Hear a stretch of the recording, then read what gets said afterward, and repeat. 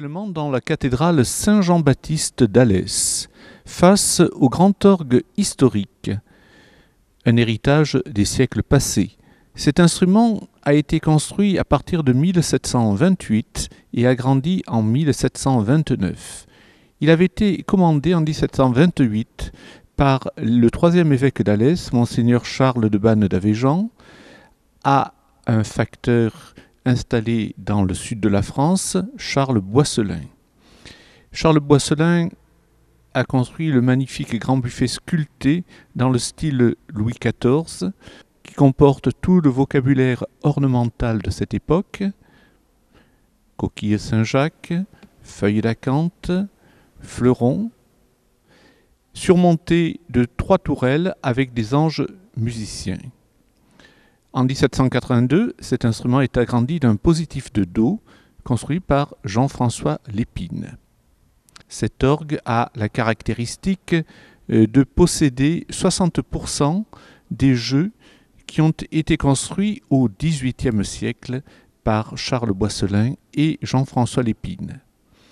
Il a été agrandi d'un récit expressif par Théodore Puget en 1860 et ensuite, il a subi quelques autres transformations en 1938. Il faudra attendre 1979 pour que le facteur d'orgue Alain Sals le reconstruise dans son esprit polyphonique du XVIIIe siècle, en conservant bien évidemment l'essentiel des jeux anciens que nous allons connaître. L'orgue de la cathédrale Saint-Jean-Baptiste d'Alès est composé de 3 claviers manuels qui se répartissent ainsi: premier clavier positif de Do, ensuite deuxième clavier dit de grand orgue, troisième clavier de récit court et un pédalier évidemment qui servira à faire les notes graves de l'instrument. C'est-à-dire que c'est une anche battante à l'intérieur du tuyau qui va produire la vibration et le son. Ce sont les jeux de trompette, de clairon et de chromorne qui sont disposés ici sur cet instrument. Voici d'abord la trompette.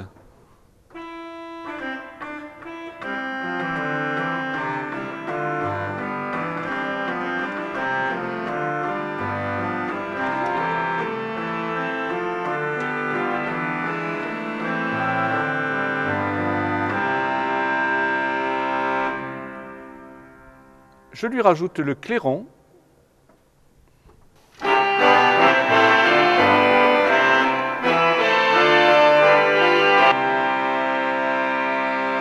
Et pour collaborer ensemble, le grand cornet de 5 rangs qui est intégralement du XVIIIe siècle et qui donne tout l'arrondi à cet ensemble de clairons et trompettes.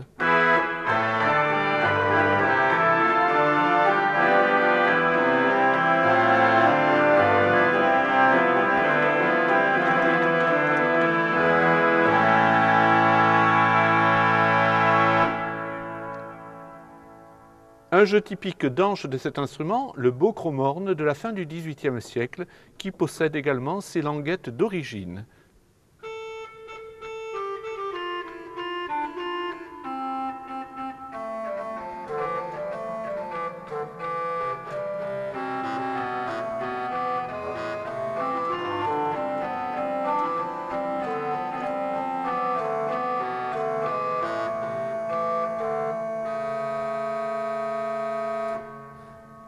Je peux réunir chromorne, trompette, clairon et cornet pour former ce que l'on appelle le grand chœur.